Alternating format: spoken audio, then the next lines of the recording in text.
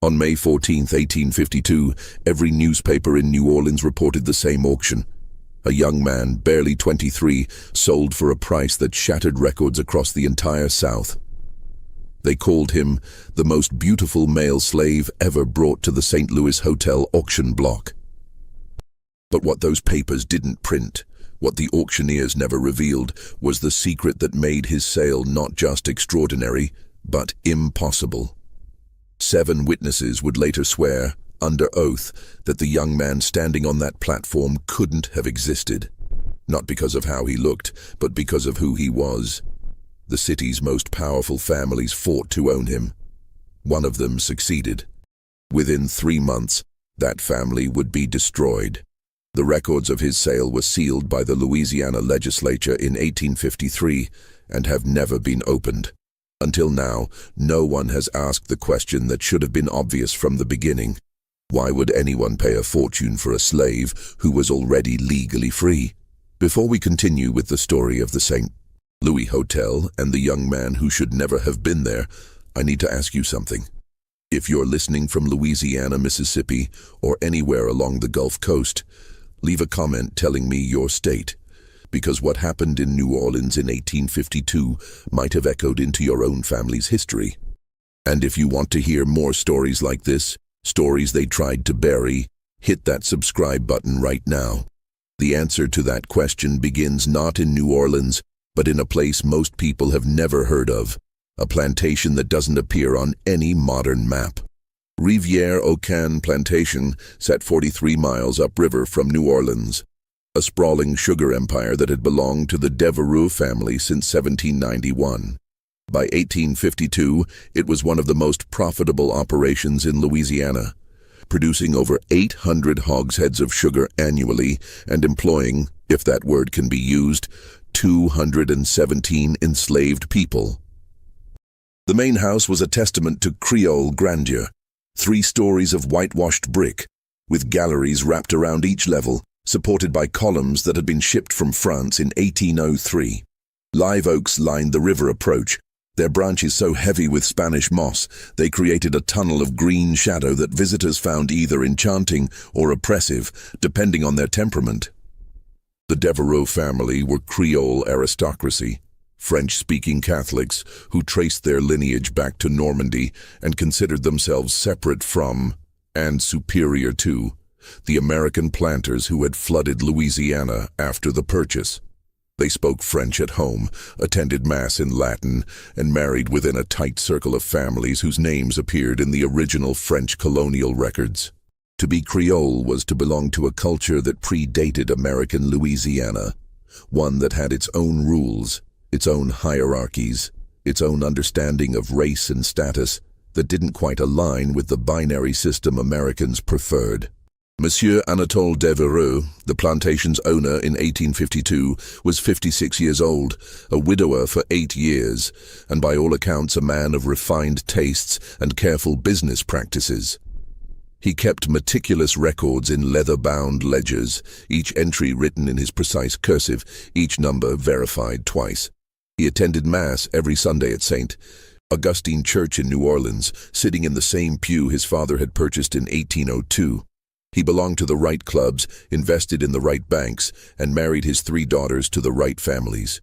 His reputation was spotless, a man who honored his contracts, paid his debts, and treated his slaves, as he would say, with appropriate Christian consideration. His younger brother, Christophe, was another matter entirely. Christophe Devereux had always been the charming one, the handsome one, the one who could talk his way into any social gathering and out of any responsibility. While Anatole learned sugar cultivation and plantation management, Christophe learned poetry, piano, and the art of spending money he didn't have. When their father died in 1821, he left the plantation entirely to Anatole, giving Christophe only an allowance with the stipulation that he never involve himself in the family business. Christophe, then 24, took the allowance and left for Paris within 6 months. For 6 years, he sent cheerful letters full of descriptions of Parisian life, the theaters, the salons, the cafes where intellectuals debated philosophy until dawn. Anatole paid his debts and sent money when requested, considering it a small price for peace. Then, in 1827, Christophe had done something unexpected. He'd married. The letter announcing the marriage arrived in October, accompanied by a small daguerreotype that must have cost a week's rent. The woman in the image was young, perhaps 20, with delicate features and dark eyes that seemed to look directly through the camera. She wore a simple but elegant dress, and her hair was arranged in the latest Parisian style. The caption on the back, in Christophe's flowing hand, read, "Céleste Moreau Devereux, my wife, your sister-in-law. You would love her, mon frère." What Christophe didn't mention, what the daguerreotype made clear to anyone who looked carefully, was that Céleste had African ancestry. Not much. She could have passed for Mediterranean in certain lights, but enough that Anatole recognized it immediately. Her skin tone, the texture of her hair visible beneath the elaborate styling, the shape of her features, all told a story that would have been unremarkable in Paris, but was catastrophic in Louisiana. Anatole's response was brief and final. Christophe was no longer welcome at Rivière-aux-Cannes.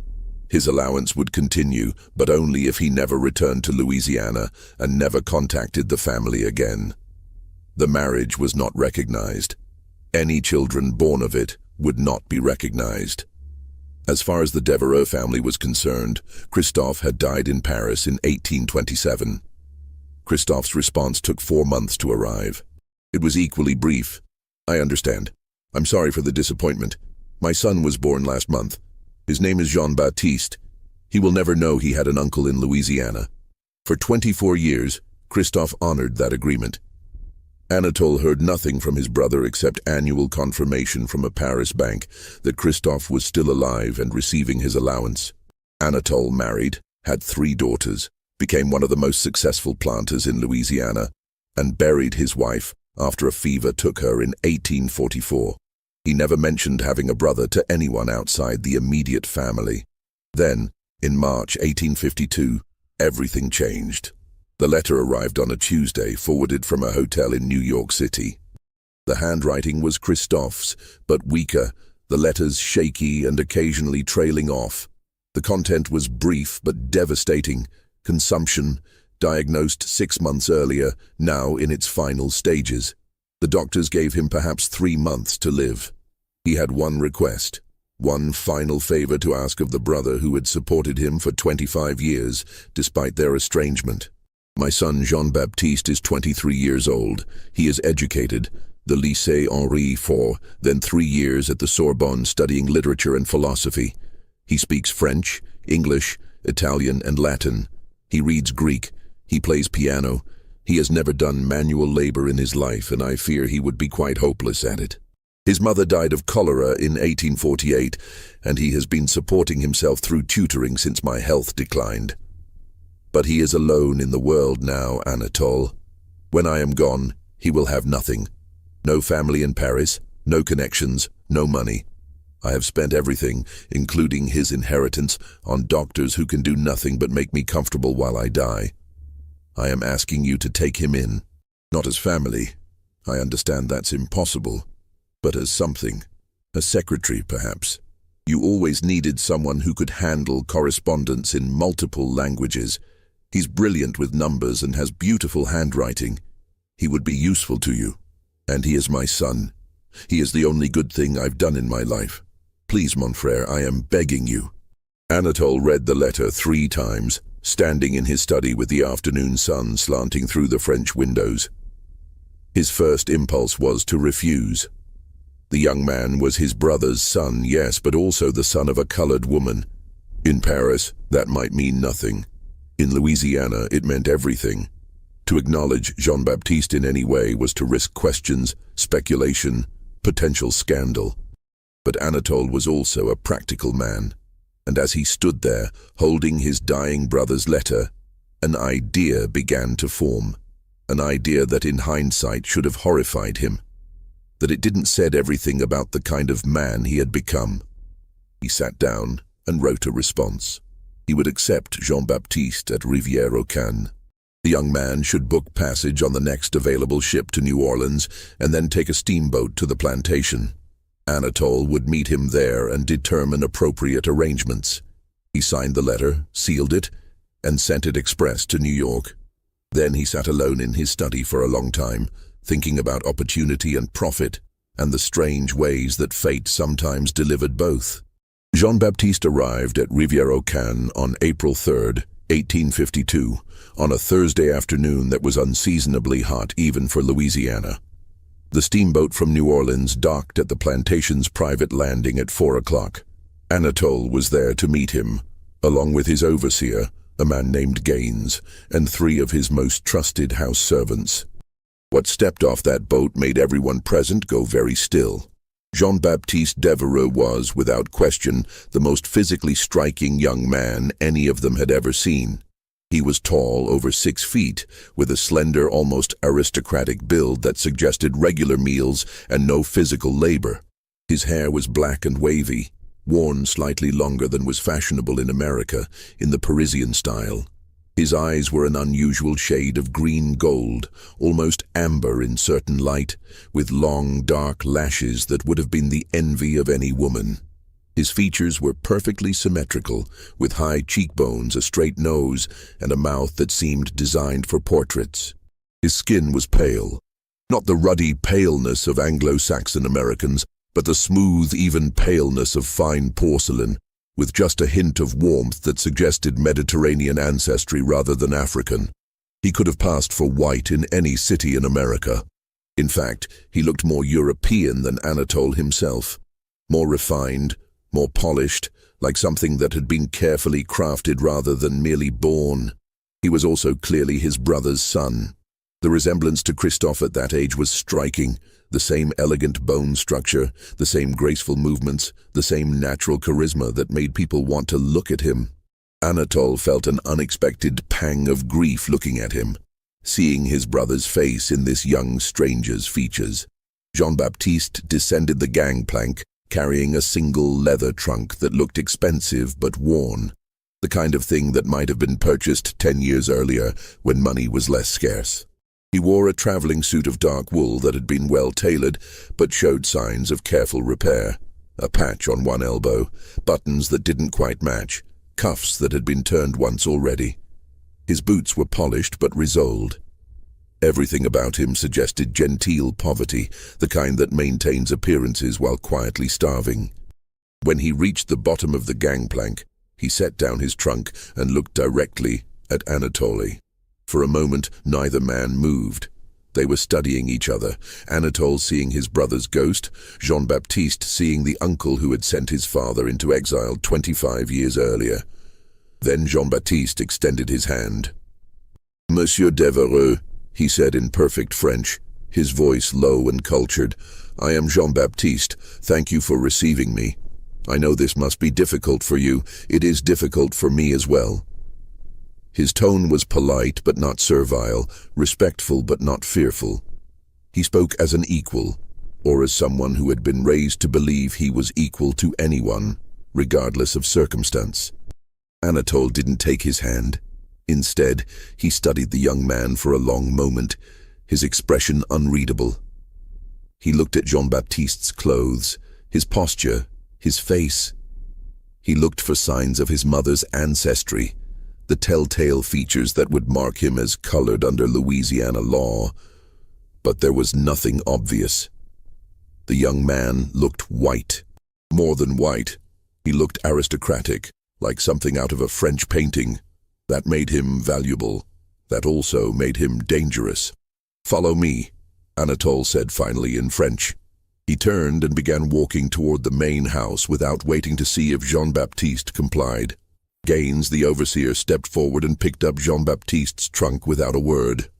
The 3 house servants, 2 women and 1 man, all of them light-skinned Creoles who served in the main house, stood back and watched as Jean-Baptiste followed Anatole up the path. One of the women, Marie-Claire, would later tell others that the young man walked like someone going to his execution, steady, calm, but with an awareness that something terrible was about to happen. They didn't go to the main house. Instead, Anatole led Jean-Baptiste to a small cabin behind it. one of several buildings that housed the household servants who weren't trusted enough to sleep in the main house itself, but were too valuable to be housed with the field workers. The cabin was simple but adequate, one room with a bed, a table, a chair, a wash basin, and a small fireplace. The April heat made the fireplace unnecessary, but it would be welcome in winter, if Jean-Baptiste was still there in winter. "This will be your quarters," Anatole said, still in French. "I will send someone with food and water. We will speak tomorrow morning about your duties. Do not leave this cabin tonight. Do not speak to anyone. Do you understand?" Jean-Baptiste looked around the cabin, then back at his uncle. "I understand," he said quietly. "May I ask a question?" "No," Anatole said. "Tomorrow." He left, taking Gaines with him, leaving Jean-Baptiste alone with his trunk and his thoughts. That night Marie-Claire brought food to the cabin: rice, beans, a piece of chicken, bread. She knocked softly, and when Jean-Baptiste opened the door, she handed him the tray without meeting his eyes. "Thank you," he said in French, and she looked up, surprised that he spoke her language. "You're his nephew?" she asked, also in French, keeping her voice low. Jean-Baptiste nodded. "My father's brother. Does he know about your mother?" Jean-Baptiste smiled, but there was no humor in it. "Yes, he knows." Marie-Claire looked at him for a long moment, her expression unreadable. Then she said very quietly, "Be careful. Monsieur Devereux is not a cruel man, but he is a practical one. And sometimes practical men do terrible things because they make sense on paper." She left before Jean-Baptiste could respond. He stood in the doorway, watching her walk back to the main house, and felt the first real stirrings of fear since arriving in Louisiana. Not fear of violence or cruelty, but fear of something more insidious, being turned into a problem that needed solving, a complication that needed tidying, a thing rather than a person. He ate the food because he was hungry, having eaten almost nothing on the journey from New York. Then he sat at the small table and took out the items from his trunk. A few changes of clothes, all carefully folded, several books, including a worn copy of Montaigne's essays and a French Bible, a packet of letters from his father, tied with string, and most importantly, a leather portfolio containing his papers. His birth certificate from Paris, listing his parents as Christophe Devereux and Céleste Moreau. His baptismal record from Église Saint-Sulpice. His completion certificate from the Lycée Henri Alphe. Letters of recommendation from 2 of his professors at the Sorbonne. All of it in French, all of it official, all of it proving beyond any doubt that he was who he said he was. A free man, born free, educated, with no connection whatsoever to slavery. He laid the papers out on the table and looked at them for a long time. Then, acting on an instinct he couldn't quite name, he took out a sheet of paper and began writing a detailed inventory of everything in the portfolio, including the dates, issuing authorities, and exact wording of each document. He wrote in tiny, precise French, filling 2 pages with documentation of his documentation. Then he folded the inventory and slid it into the spine of the Montaigne, where it would be invisible unless someone specifically looked for it. He had no reason to think he would need such a record, but his father had once told him, "In this world, Jean-Baptiste, the only thing between you and disaster is the right piece of paper. Guard your papers like your soul, because in many ways they are your soul." Jean-Baptiste fell asleep that night still dressed, lying on top of the thin blanket, listening to the unfamiliar sounds of a Louisiana night, cicadas, tree frogs, the distant sound of singing from the quarters where the field workers lived, and underneath it all, the constant whisper of the Mississippi River, invisible in the darkness but always present, like a conversation you couldn't quite hear.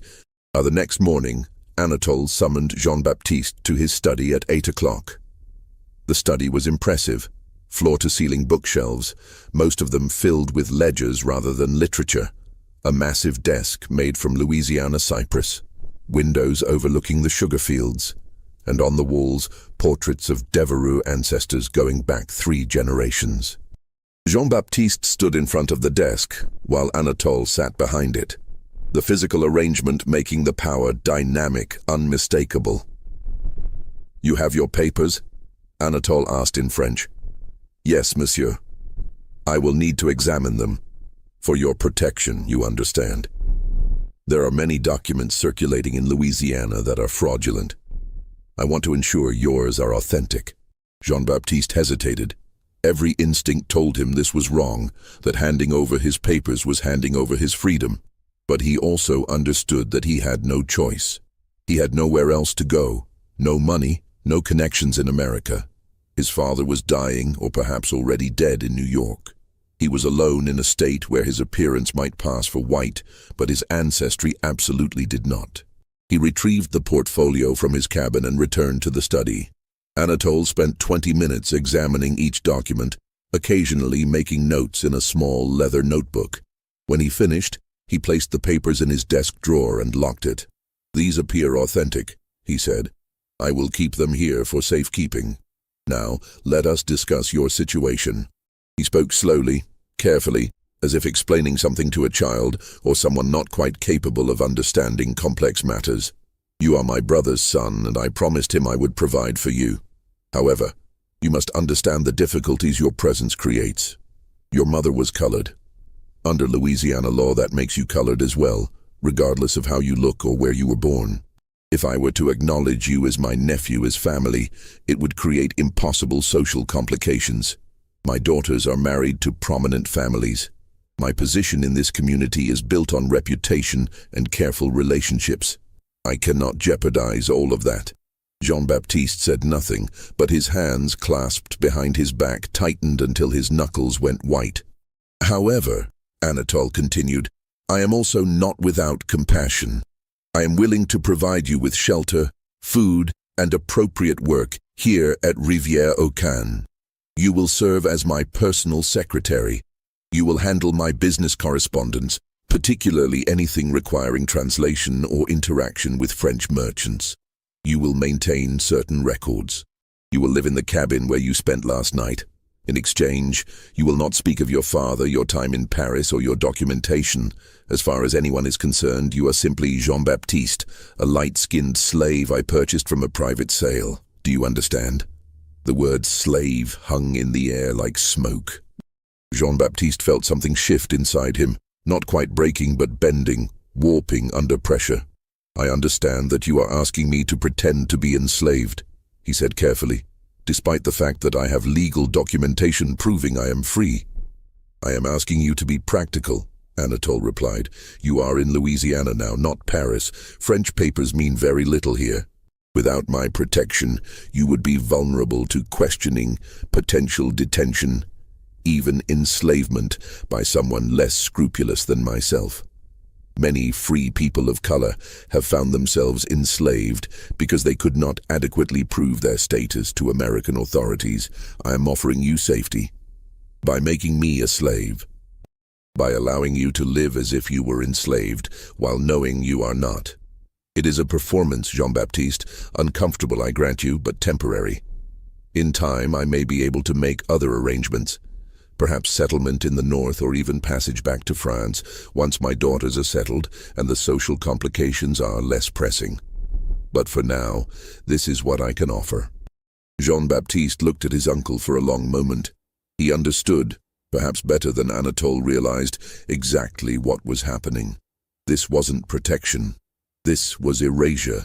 This was turning an inconvenient nephew into a convenient asset, transforming a problem into profit, making sure that the young man standing in front of him disappeared, not literally, but legally, socially, in every way that mattered.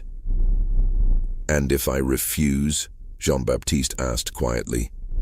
Then I cannot help you, Anatole said, his voice equally quiet but utterly final.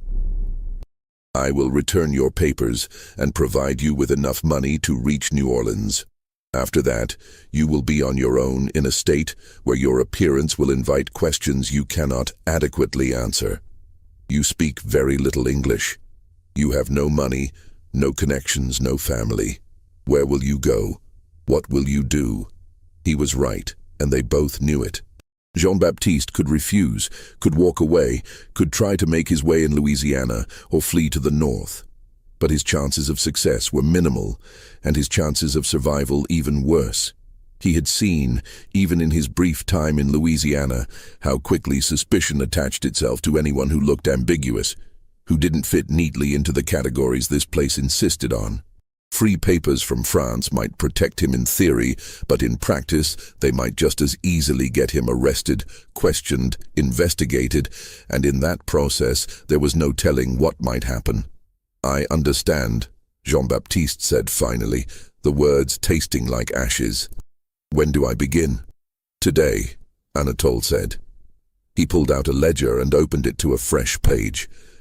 "But first, we need to establish your status officially." He began writing, speaking aloud as he did.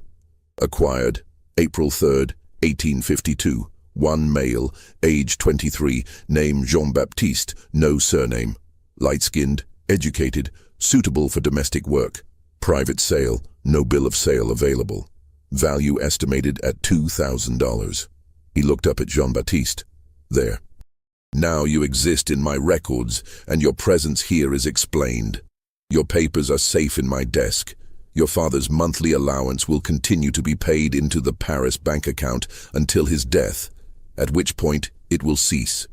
You will work as my secretary, and in return you will have food, shelter, and safety.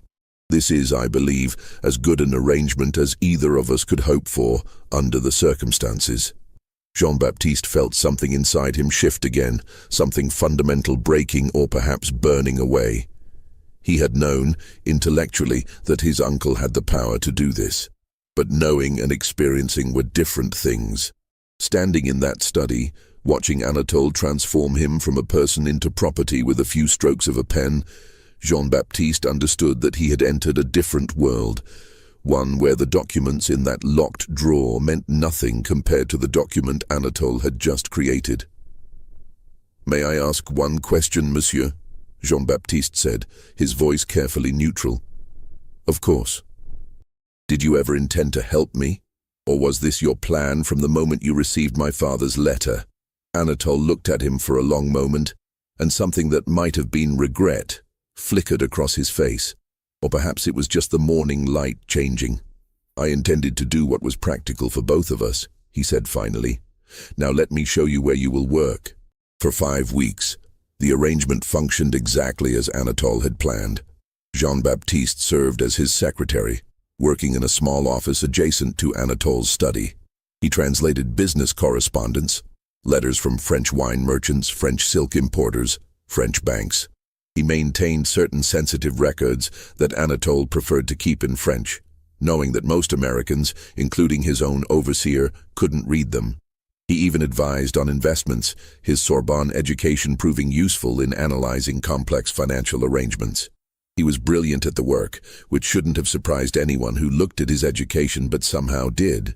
Anatole found himself consulting Jean-Baptiste on matters that went beyond simple translation, asking his opinion on contract terms, on the reliability of certain business partners, on the likely impact of political developments in Europe on American markets. Jean-Baptiste answered carefully, precisely, offering analysis without presumption, making it clear that he understood his position even as he demonstrated abilities far beyond what that position should have included. The other enslaved people at Rivière-aux-Quins didn't know what to make of him. He looked white but lived in the cabins. He spoke French but worked as a secretary. He was educated but enslaved. He existed in a category that didn't quite make sense and that made everyone uncomfortable. Some of the house servants, Marie-Claire, Thomas the stable hand, an older woman named Eugénie who ran the kitchen, were kind to him in small ways, bringing him extra food, warning him when Anatole was in a particularly foul mood, teaching him the unwritten rules of plantation life. Others avoided him, suspicious of anyone who occupied such an ambiguous space. Jean-Baptiste navigated this carefully, accepting kindness when it was offered but never presuming on it, keeping mostly to himself, spending his evenings in his cabin reading the books he'd brought from Paris. He wrote letters to his father in New York, even though he knew his father was probably already dead. He wrote in French, careful letters that said everything and nothing. "I am safe. I am working as a secretary. Uncle Anatole has been generous in his way. Please do not worry about me. I hope you are comfortable and not in pain. I think of you always. He never mailed the letters. He simply folded them and kept them in his trunk, like prayers that didn't need to reach their destination to fulfill their purpose. But Anatole had made a critical miscalculation. He had assumed that Jean-Baptiste's beauty and education would remain a private asset, something he could utilize quietly within the plantation's boundaries. He had not anticipated what would happen when he brought Jean-Baptiste to New Orleans. The trip occurred on May 7th, a Wednesday. Anatole needed to meet with several business partners to finalize arrangements for the upcoming sugar harvest. He decided somewhat impulsively to bring Jean-Baptiste with him. The young man could take notes, translate if necessary, and demonstrate Anatole's cosmopolitan sophistication. "Look, I have a secretary who speaks 4 languages. They traveled by steamboat, arriving at the New Orleans docks at 10 in the morning. The city was at its most vibrant, the levee crowded with ships from every corner of the world, the streets thronged with merchants and slaves and free people of color and tourists and con men and everyone else who made New Orleans the most complex, contradictory city in America. Anatole had arranged meetings at his club and at 2 private homes, each one involving discussions of contracts, prices, shipping arrangements. Jean-Baptiste accompanied him to all of them, standing quietly in corners, taking notes when requested, occasionally translating a phrase from French to English or vice versa. And everywhere they went, the reaction was the same. People stared. Not rudely exactly, but unmistakably. Women found reasons to pass close to where Jean-Baptiste stood. Men studied him with the assessing gaze usually reserved for horses or expensive furniture. Conversations would pause when he entered a room, not because he'd done anything to interrupt them, but because his presence was simply that arresting.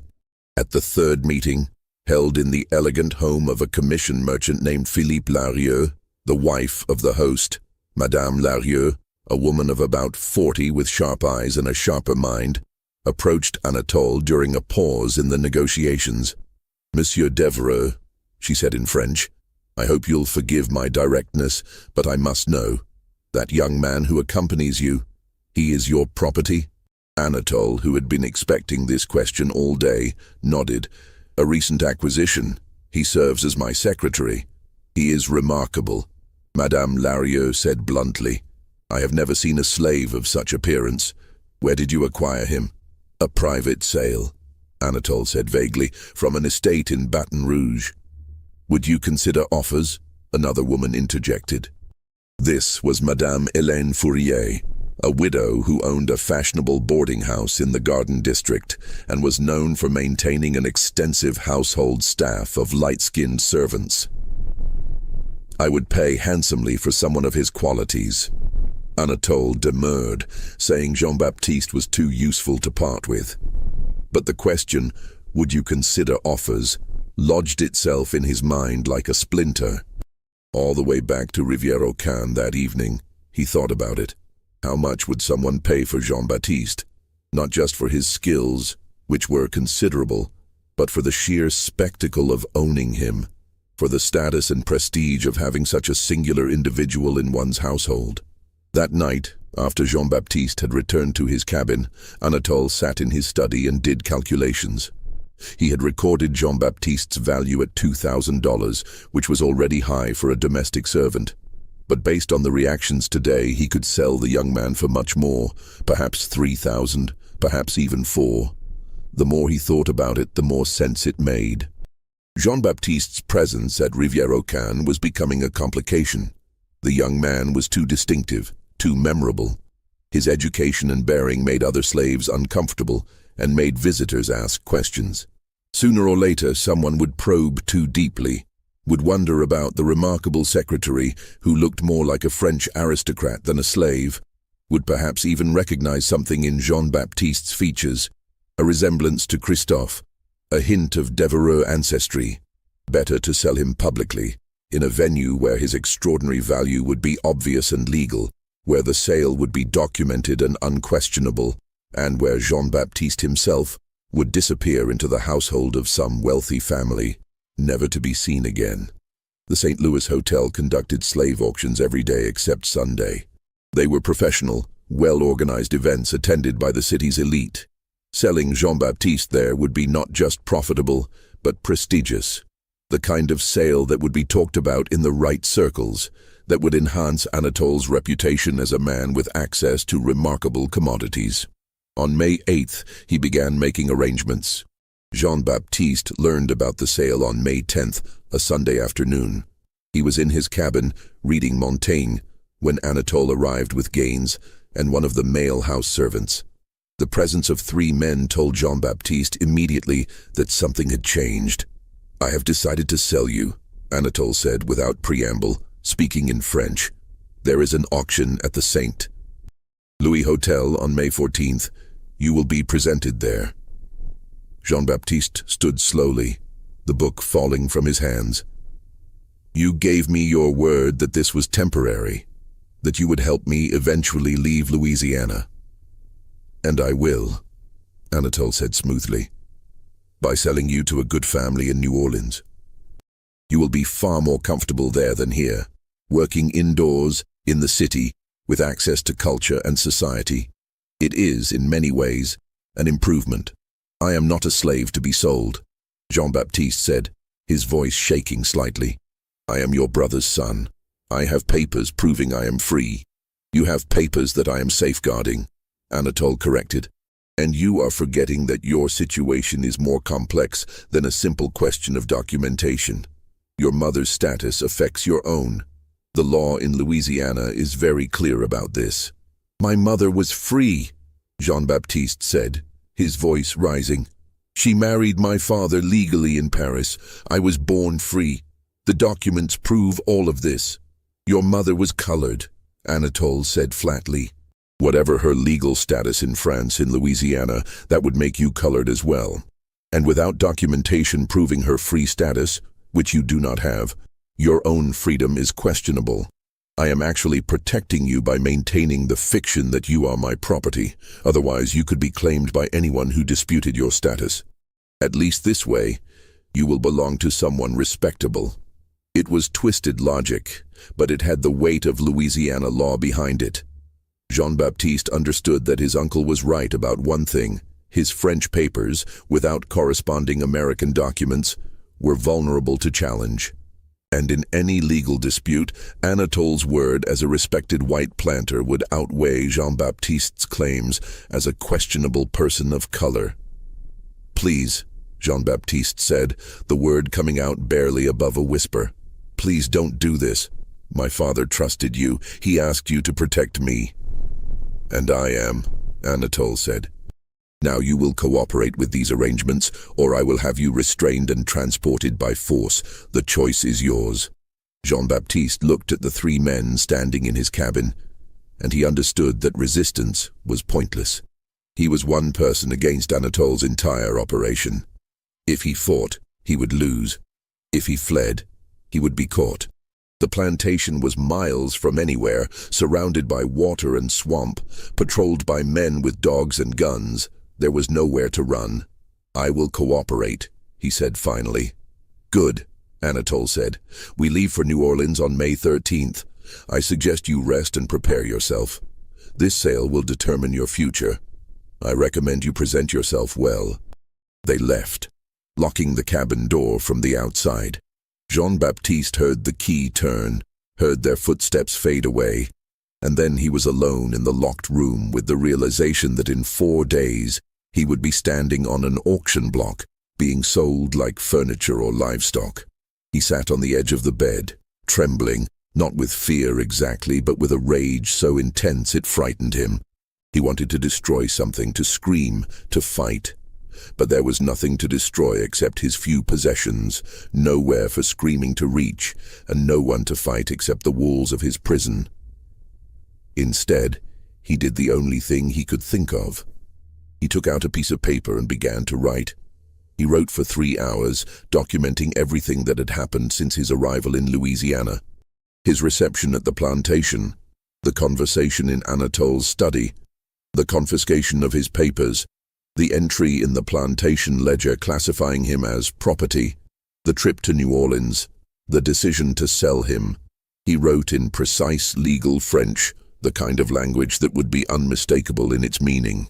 He wrote knowing that the letter might never reach anyone, but also knowing that he had to try, had to create some record that he had existed as a person and not just as property. When he finished, he addressed it to the French consulate in New Orleans. He didn't know if they would help, if they could help, if they even cared about a half-French citizen being sold into slavery in Louisiana. But they were the only authority he could think of that might have jurisdiction, that might see him as something other than a commodity. He folded the letter carefully and hid it in the spine of his Montaigne, the same place he'd hidden the inventory of his papers. Then he lay down on the bed and stared at the ceiling, thinking about his father, who was probably already dead, who had trusted his brother to protect his son, who had died believing that trust had been honored. The next morning, the cabin was unlocked. Gaines brought him food and told him he could move freely around the plantation grounds but not leave them. Jean-Baptiste spent the day in a kind of fugue state, walking the perimeter of the property, memorizing every detail.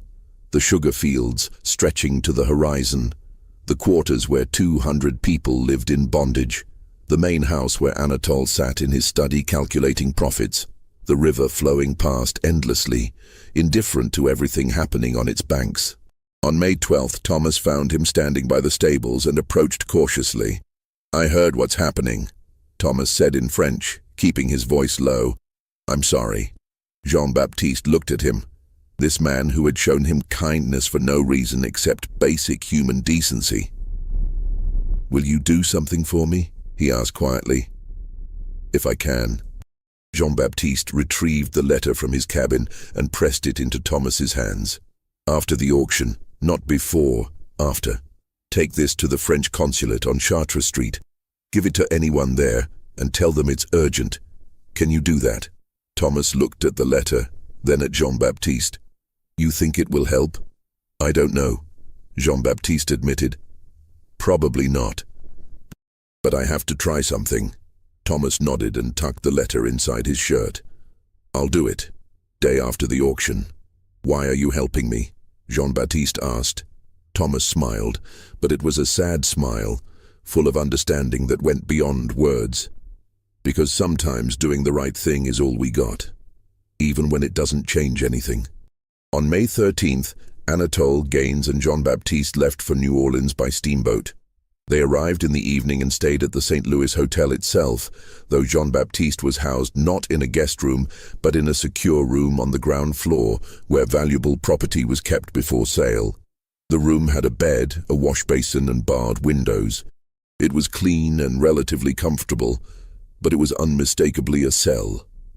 That night, Jean-Baptiste didn't sleep. He sat on the edge of the bed, thinking about everything that had led to this moment, tracing the chain of decisions and circumstances that had transformed him from a free man in Paris to property in New Orleans. He thought about his mother, dead of cholera 4 years earlier, who had never told him much about her own background, except that she had been alone in Paris when she met Christophe, that she had fallen in love with his charm and his recklessness, that she had never regretted marrying him, even though it had cost her whatever family she'd had. He thought about his father, dying or dead in New York, who had spent 25 years in exile rather than give up his wife and son. He thought about Anatole, who had taken that same son and turned him into merchandise, and he made a decision that would either save him or destroy him, but that felt, in that moment, like the only choice he had. If he was going to be sold, he would not be sold silently. The morning of May 14th, 1852, dawned clear and oppressively hot. By 9 o'clock, the rotunda of the St. Louis Hotel was already crowded with buyers, spectators, and curious onlookers. The hotel's auction block, located in the center of the magnificent rotunda beneath a soaring dome, was a raised marble platform that had seen thousands of sales over the years. Furniture, jewelry, real estate, and human beings. Anatole arrived early, accompanied by Gaines and Jean-Baptiste. He had dressed Jean-Baptiste carefully for the occasion, A white linen shirt that emphasized his pale skin, dark trousers that suggested elegance, polished boots. His hair had been trimmed and brushed back from his face. He wore no jewelry, nothing that would distract from the spectacle of him. When they entered the rotunda at 10 o'clock, the reaction was instant and electric. Conversations stopped mid-sentence. Women turned and stared openly. Men leaned forward in their seats, assessing. The auctioneer, a professional named Perrault who had conducted thousands of sales, actually paused in his preparation when he saw Jean-Baptiste, his practiced composure momentarily shaken. Word had spread through the city's elite that something extraordinary was being offered today. The advertisements Anatole had placed in the newspapers had been deliberately vague but tantalizing. A rare offering, male domestic servant of exceptional qualities, educated, multilingual, suitable for only the finest household. Those who understood the coded language of such advertisements had come prepared to spend significant money. At 10:30, the auction began. Perrault stood at the podium and surveyed the crowd. "Ladies and gentlemen," he said in English, then repeated in French, "we have before us today an offering of singular quality. The property of Monsieur Anatole Devereux of Rivière-aux-Cannes Plantation. This young man represents the finest example of domestic service capacity available in our market." Jean-Baptiste was led to the platform by Gaines. He walked steadily, his face carefully composed, showing nothing of what he felt. When he reached the center of the marble platform, he stood perfectly still, his hands at his sides, his eyes focused on some middle distance. The effect was devastating. In the bright sunlight streaming through the dome, Jean-Baptiste looked almost otherworldly. His pale skin luminous, his amber eyes catching the light, his aristocratic features perfect from every angle. He was beautiful in a way that made people uncomfortable, because it disrupted all the categories they used to understand the world. He looked white, but stood on the auction block. He looked wealthy, but wore a slave's simple clothing. He looked educated, but was being sold like cattle. Perrault began the description. Age, 23 years, fluent in French, English, Italian, and Latin, literate in all languages, experienced in secretarial work, correspondence, bookkeeping, of gentle temperament and suitable for the most refined household, health certified excellent. Minimum bid set at $2,000. The bidding started immediately. A man in the front row raised his hand. 2,200. Before Perrault could acknowledge it, someone else called out, 2,500. Then, 3,000. The crowd was energized now, feeding off its own momentum. This wasn't just a purchase, it was a competition, a public display of wealth and taste. To own Jean-Baptiste would be to own something remarkable, something that elevated the buyer's status simply by association. 3,500, a woman's voice called out. Madame Hélène Fourier, sitting near the front, her eyes fixed on Jean-Baptiste with an intensity that was almost predatory. 4,000, counted Philippe Larieux, the commission merchant whose wife had first inquired about Jean-Baptiste. Anatole stood to the side, watching the bidding escalate, and felt a surge of satisfaction. He had been right. Jean-Baptiste was extraordinarily valuable, and this sale would be talked about for years. The bidding continued, 4,500, 5,000, 5,500. With each increase, the crowd grew more animated, more invested. This was spectacle, theater, a public performance of power and desire. At $6,000, most of the bidders dropped out. At 7,000, only Madame Fourier and Monsieur Larieux remained, their bids now clearly personal, each one refusing to let the other win. 7,500, Madame Fourier said firmly. 8,000. Larieux countered immediately. 8,500. 9,000. The crowd was silent now, transfixed. This was an unprecedented amount for a single domestic servant. The bidding had crossed from business into something more emotional, more irrational. Jean-Baptiste stood perfectly still throughout all of this, his face expressionless. But inside, something was building, not panic, not fear, but a cold, clear determination. He had made his decision during the sleepless night. Now he simply waited for the right moment. At $10,000, Madame Fourier hesitated.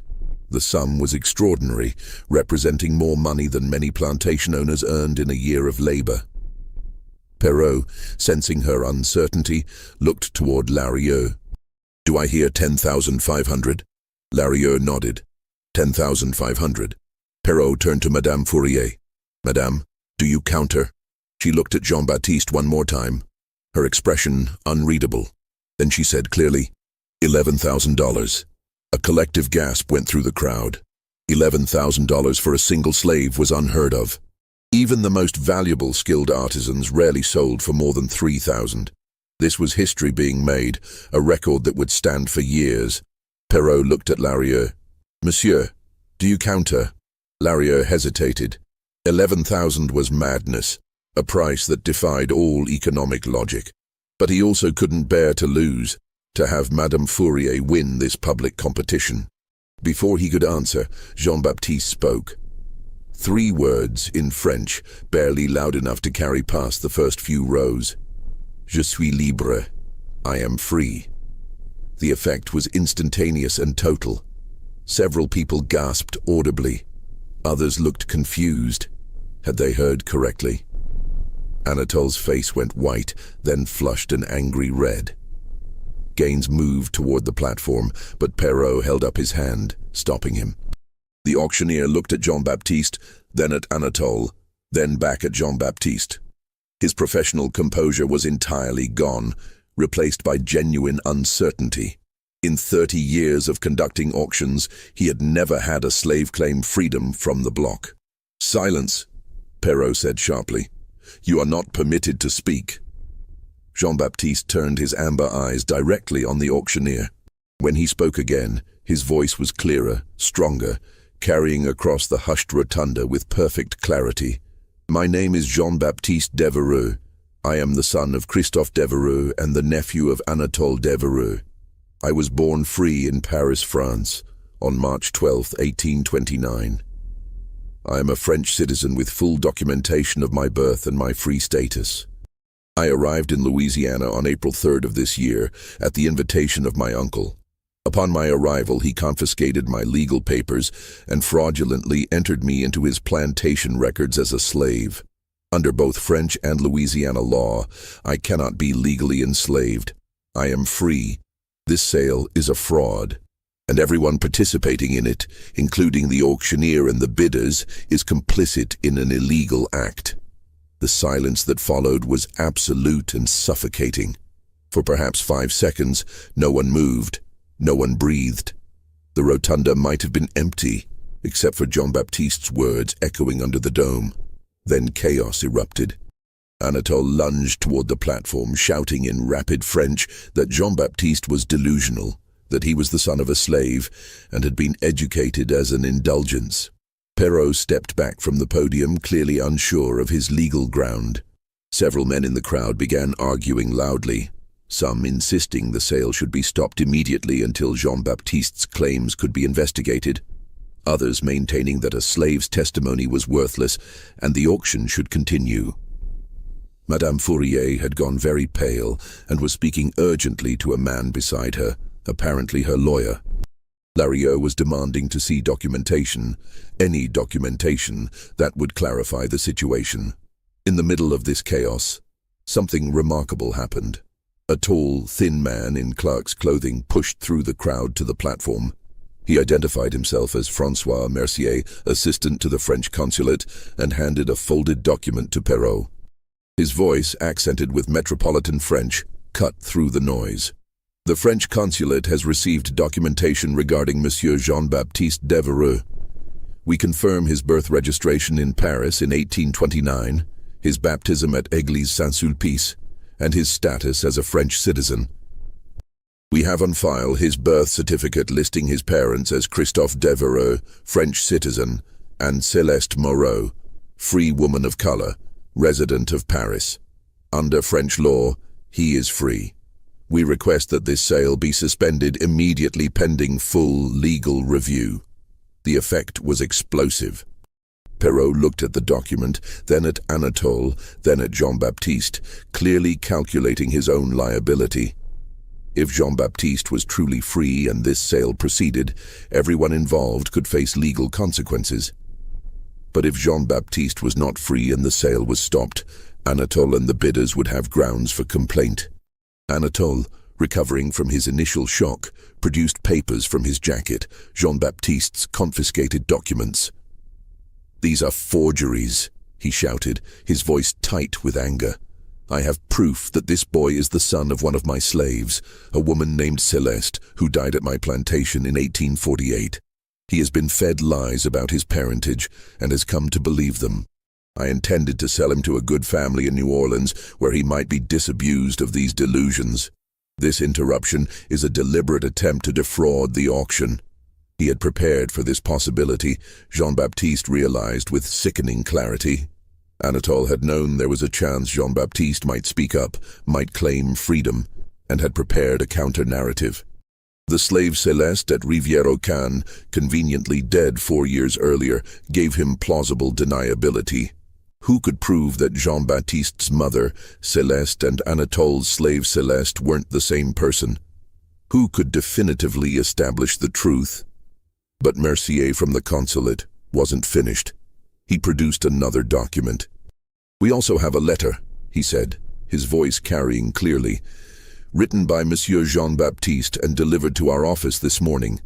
It details the circumstances of his arrival in Louisiana, the confiscation of his papers, and his fraudulent enslavement.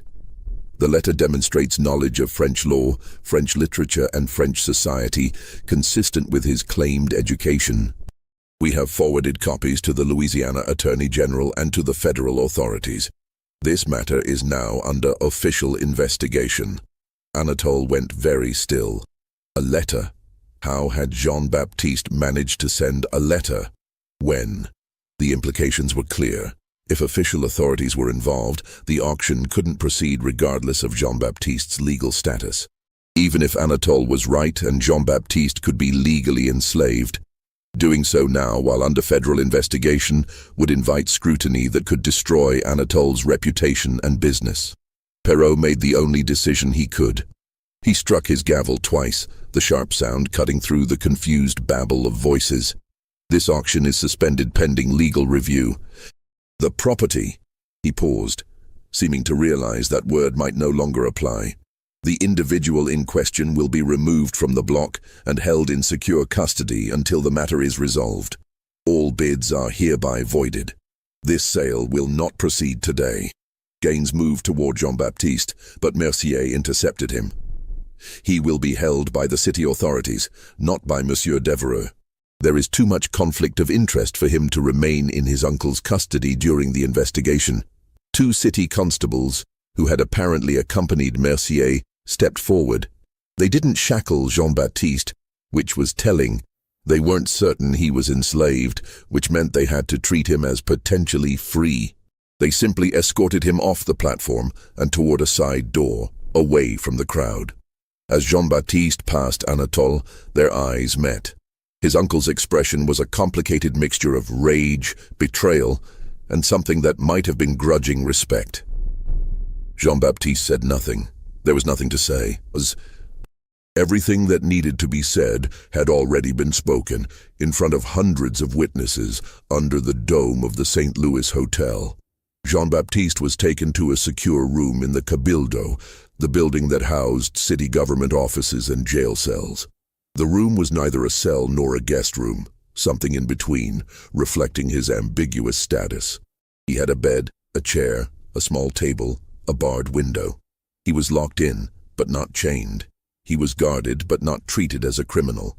For 3 days, he waited while lawyers and officials examined documents, took testimony, and tried to unravel the legal knot he and Anatole had created. During that time, several things happened. Christophe Devereux was confirmed dead, having passed away in New York on May the 2nd, 12 days before the auction. He had lived just long enough to receive Anatole's letter promising to care for Jean-Baptiste. Whether he had believed that promise or simply had no choice but to hope, Jean-Baptiste would never know. The French consulate confirmed that all of Jean-Baptiste's documents were authentic, that there was indeed a birth record in Paris for Jean-Baptiste Devereux, son of Christophe and Céleste, registered as a free birth. Anatole produced 3 witnesses who swore they had known a slave named Céleste at Rivière-aux-Cannes, that she had died in 1848, and that she had told them her son was named Jean-Baptiste. The witnesses were all enslaved people themselves, their testimony valuable under Louisiana law despite their status. The legal question became impossibly complex. If Céleste Moreau in Paris and Céleste the slave at Rivière-aux-Cannes were the same person, when had she been enslaved?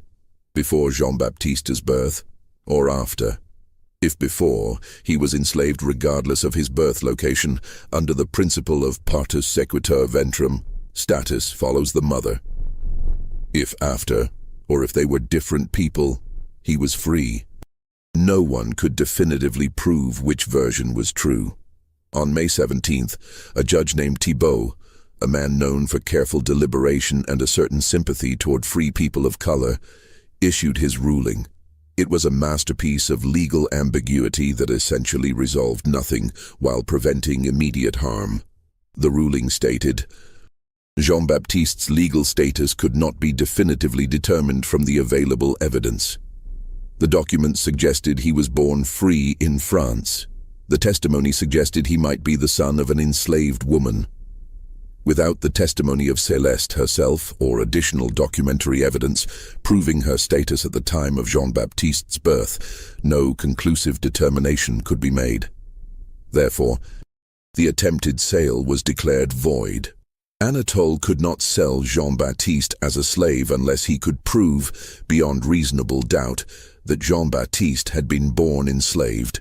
The burden of proof was on Anatole. Until such proof was provided, Jean-Baptiste's status would remain undetermined and he could not be held in slavery.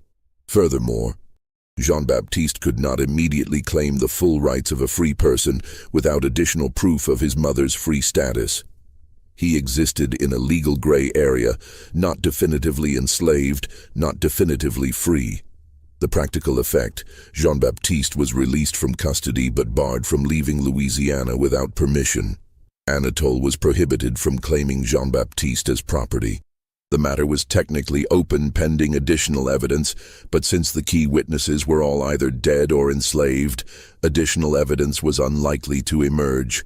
It was a non-ruling that protected everyone. Anatole's reputation was preserved. He could claim he had acted in good faith based on the information available to him. The auction house was protected from liability since the sale had been stopped. The bidders got their money back, and Jean-Baptiste got his freedom, technically, though not in a form anyone could quite define. When Jean-Baptiste walked out of the Cabildo on the afternoon of May 17th, he carried only what he'd brought to New Orleans. The clothes on his back and his small leather trunk, which Anatole had returned to him without comment. His French papers were inside, along with Judge Thibault's ruling and a letter from the French consulate stating that they recognized him as a French citizen and would provide what assistance they could should he need it. He had nowhere to go. He knew no one in New Orleans. He had approximately $8 that Anatole had given him, payment for the weeks of secretarial work, handed over by a lawyer with no explanation or commentary. He stood on the street outside the Cabildo and looked at the city around him, this strange, complicated place where he was neither one thing nor another, and felt a surge of something that was equal parts terror and exhilaration. He was free. Not entirely, not cleanly, but enough. He was alive. He had survived. What happened next is where history blurs into legend, where documentation ends and story begins. Some accounts say Jean-Baptiste disappeared that very day, walking out of New Orleans and never being seen again in Louisiana. Others say he remained in the city for several weeks, working as a French tutor under an assumed name, quietly building enough money to leave. A newspaper in Cincinnati published a small notice in August 1853, seeking a French tutor named J.B. Devereux, which may or may not have been him. A letter arrived at the French consulate in 1854 from someone signing only as J.B. thanking them for their intervention and stating he was well and free and beginning again. Thomas, the stable hand who had delivered Jean-Baptiste's letter to the consulate, told other enslaved workers at Rivière-aux-Cannes that he saw Jean-Baptiste 3 days after the auction, walking north on the river road at dawn, dressed in rough work clothes and carrying a small bundle. Thomas said he called out to him, and Jean-Baptiste turned, smiled, put a finger to his lips, and kept walking. Whether this actually happened or was a story Thomas created because people needed to believe Jean-Baptiste had escaped, no one can say. What is documented is this: Anatole Devereux never fully recovered from the scandal. His business continued, his plantation remained profitable, but his standing in New Orleans society was permanently damaged. Several families quietly severed connections with him. The story of the auction spread, whispered in drawing rooms and mentioned in private correspondence. Anatole Devereux, they said, had tried to sell his own nephew, had stolen a free man's papers and enslaved him, had stood by while the young man was humiliated on the auction block. Whether Jean-Baptiste had been legally free or not almost didn't matter. What mattered was that Anatole had violated some fundamental code about family, about honor, about the proper way to conduct oneself. In 1859, Anatole received a package with no return address. Inside was a book, a French edition of The Count of Monte Cristo. On the title page, someone had written in elegant script, "Nous sommes frères, nous qui souffrons du même mal." We are brothers, we who suffer from the same wound. It was a quote from the novel, and it was also a message. Anatole recognized the handwriting as Jean-Baptiste's. He burned the book that same day, but not before his daughter Marguerite saw it and wrote about it in her diary. That diary survived. The reference was pointed. The Count of Monte Cristo was about a man wrongly imprisoned who escapes and methodically destroys everyone who wronged him. It was also about transformation, about becoming someone new, shedding an old identity like a snake shedding skin. Whether Jean-Baptiste was threatening revenge or simply noting a parallel, Anatole took it as a threat. He hired private investigators to locate Jean-Baptiste. They found nothing. He increased security at the plantation. He began sleeping with a loaded pistol in his bedside table. And he began to decline, physically, mentally, spiritually, much faster than his age alone could explain. He died in 1862, during the Union occupation of New Orleans, of what his doctor called nervous exhaustion and melancholia. He was 66. In his final weeks, the servants who attended him reported that he spoke frequently in French to people who weren't there, often seeming to argue with someone he called the boy. He said repeatedly, "I gave you shelter. I did what was necessary." Why can't you see that? No one knew who he was talking to. Christophe's death was simpler and in its way more peaceful. He died in New York 3 days before Jean-Baptiste's dramatic declaration of freedom, never knowing whether his son was safe. But one of the nuns who nursed him in his final days reported that he seemed oddly content near the end. He said, shortly before dying, "My son is free. That's all that matters." Whether he meant Jean-Baptiste specifically or was simply delirious, no one could say. But it's nice to think that somehow he knew that across the miles and through whatever strange connection exists between parents and children, he felt Jean-Baptiste's escape. The Saint. Louis Hotel continued to hold auctions for another decade, but the auction of May 14, 1852 was never mentioned in its official histories or advertisements. The documentation, all of it, the bills of sale, the bidder agreements, the records of the suspension, disappeared from the hotel's files. It was as if the entire event had been collectively erased. Except it wasn't. The story persisted, told and retold in French Creole households, mentioned in private letters, occasionally surfacing in legal discussions about status determination and the rights of free people of color. It became a legend of sorts, the beautiful slave who declared himself free and then vanished. But here's what makes the story genuinely fascinating. Jean-Baptiste was almost certainly telling the truth. The French consulate's confirmation was real. The Paris records were real. Christophe's marriage was documented, and Anatole's claim about a slave named Celeste at Rivière-aux-Cannes doesn't appear in any plantation records before Jean-Baptiste's arrival. There's no inventory listing her, no birth records for other children she might have had, no purchase record, no sale record, nothing. She appears in Anatole's testimony and the testimony of his witnesses, but nowhere in the paper trail that usually accompanied enslaved people in Louisiana, which suggests something darker than even the story implies. That Anatole didn't just enslave a free man through legal manipulation, but that he also fabricated evidence, coached witnesses, and constructed an entire false history to justify his actions. If that's true, then what happened at the St. Louis Hotel wasn't just an auction gone wrong, it was the exposure of a carefully planned fraud. And if that's true, Jean-Baptiste's disappearance makes even more sense.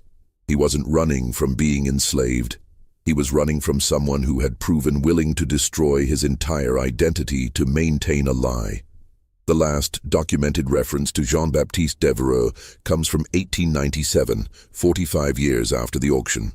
A researcher named Albert Lacroix was interviewing elderly Creoles for a book on New Orleans French heritage. One woman, Madame Henriette Blanchard, then 93, told him about an auction she'd witnessed as a young woman.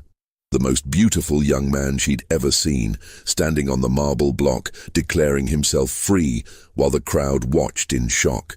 Lacroix asked if she thought the young man had really been free. "Oh, absolutely," she said. "You could see it in how he stood. Free people stand differently. They hold their heads differently. That boy was free. He just had to prove it." Lacroix asked if she thought he survived, if he escaped to the north or perhaps back to France. Madame Blanchard smiled. "I think he went somewhere cold. Somewhere his face didn't mean anything except that he was beautiful. Canada, maybe. Or France. Or even somewhere in the north, where no one knew Louisiana law or cared about it. I think he lived a long life and probably never told anyone what happened to him, because some secrets are too dangerous to tell. You carry them with you until you die, and then they die with you, and maybe that's for the best. Whether she was right, we'll never know.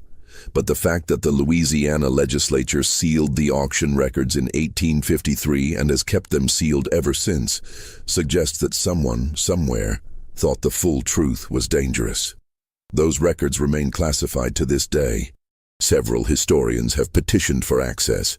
Every petition has been denied. The official reason is always the same: privacy concerns regarding status determinations of potentially living descendants. But Jean-Baptiste would have been born in 1829. Anyone who could be his direct descendant would now be several generations removed, and privacy concerns typically don't extend that far, which suggests the real reason the records remain sealed is different. Maybe they contain proof that Anatole committed fraud. Maybe they reveal complicity by other prominent families.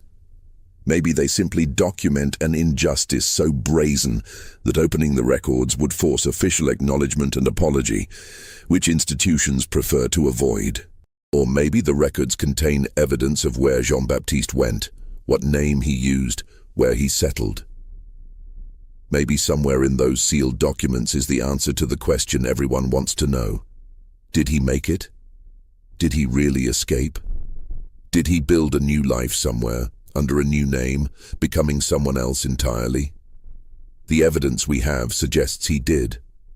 The letter to the consulate in 1854, the book sent to Anatole in 1859, the complete absence of any record of Jean-Baptiste being recaptured or re-enslaved, the silence where there should have been noise if Anatole had found him.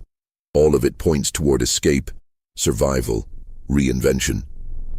Maybe Madame Blanchard was right. Maybe Jean-Baptiste went somewhere cold, Montreal or Paris or Boston or somewhere else entirely, and simply started over. Maybe he became a French teacher or a translator or a bookkeeper or anything else that would allow him to use his education while avoiding scrutiny. Maybe he married, had children, grew old, and died without ever telling anyone about the 3 months in 1852 when he had been neither enslaved nor free. when his entire existence had hung in balance while strangers debated his humanity. If that's true, then somewhere in the records of Montreal or Paris or Boston or a dozen other cities, there might be a death certificate for a man with a French name, born around 1829, occupation listed as tutor or clerk, with no other details. And if someone found that certificate and traced it back, they might discover that it belonged to Jean-Baptiste Devereux, who was auctioned in New Orleans and declared himself free and then vanished into legend. But maybe that's not the right question. Maybe the question isn't whether Jean-Baptiste escaped, or where he went, or what happened to him. Maybe the question is why we need to know. Why this story, out of thousands of similar stories from that era, has persisted. Why people still search for Jean-Baptiste Devereux in old records and census documents and shipping manifests. I think it's because his story does something rare. It shows someone refusing to disappear. Most people in his situation simply vanished from history, swallowed by a system designed to erase them. But Jean-Baptiste didn't vanish. He stood on that auction block and said his own name. He claimed his identity in front of hundreds of witnesses. He forced the system to acknowledge him, even if it couldn't quite figure out how to categorize him. And then, yes, he disappeared. But he disappeared on his own terms, after making sure everyone knew exactly who he was. That's not erasure, that's transformation. That's choosing to become invisible rather than being forced into invisibility. There's a profound difference. This mystery shows us something important about identity, freedom, and the terrible fragility of both in a world where your status as a human being could be determined by the color of your skin, the circumstances of your birth, and the cruelty or kindness of your relatives. Jean-Baptiste Devereux should never have been on that auction block. Whether he was born free in Paris or born enslaved in Louisiana, the fact that his fate could be debated at all, that his humanity was considered a legal question requiring adjudication, tells us everything we need to know about the system that put him there. But it also shows us something about resistance, about refusing to accept other people's definitions of who you are, about the power of simply saying your own name when everyone else wants to rename you, redefine you, reduce you to property. Jean-Baptiste stood on that marble platform and said, "I am free," knowing it might destroy him. And whether or not those words changed his immediate circumstances, they changed the story. They transformed him from a passive victim into an active participant in his own fate. And maybe that's why we're still telling this story 170 years later. Because in the end, Jean-Baptiste won. Not in court, not in any legal sense, but in the only way that really matters. He refused to be forgotten. He made sure that anyone who tried to erase him would have to work very hard to do it. And he left enough traces, the letter, the book, the newspaper notices, the whispered stories, that we can still find him if we look. So what do you think? Do you believe Jean-Baptiste was really free? Do you think he escaped? Or do you think something else happened in that locked room at the St. Louis Hotel? And why would Louisiana keep those records sealed if there wasn't something explosive in them, something that still matters even now? Leave your comment below. Tell me what you think happened to Jean-Baptiste Devereux. And if you enjoyed this story, this mystery that they tried to bury, then subscribe to this channel. Hit the notification bell. Share this video with someone who loves dark historical mysteries, stories about people who fell through the cracks of history, stories that someone wanted erased. Because every view, every share, every comment helps bring these forgotten voices back to life. And maybe, somewhere in some sealed record or dusty archive, the full truth about Jean-Baptiste is still waiting to be found. See you in the next video.